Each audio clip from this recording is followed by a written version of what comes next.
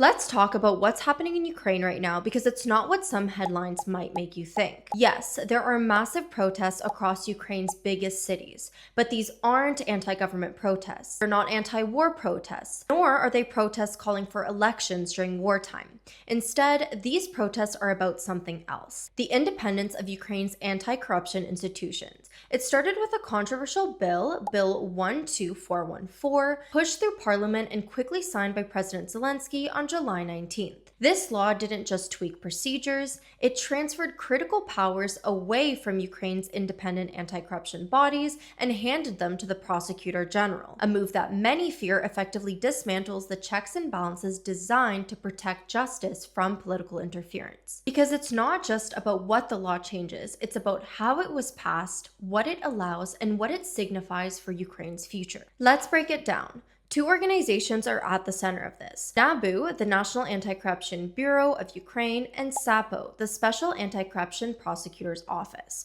Both were created in the aftermath of the 2014 Euromaidan revolution as part of a broader effort to rebuild public trust and respond to demands for transparency and justice. They were built to investigate corruption even in the highest ranks of power.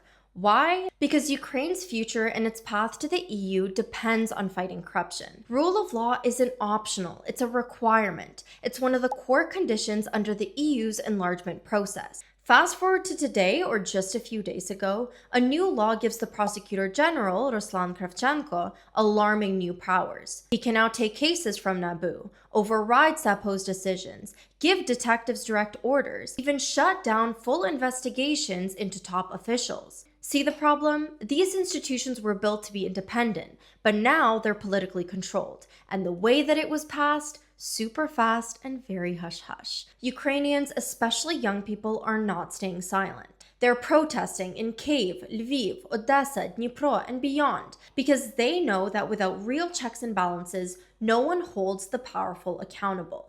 And that takes Ukraine further from the EU, not closer. So if you're seeing clips of the protests and wondering what's going on, know this: it's not about the war, it's not about elections, it's about accountability and the fear that those in power just made themselves untouchable.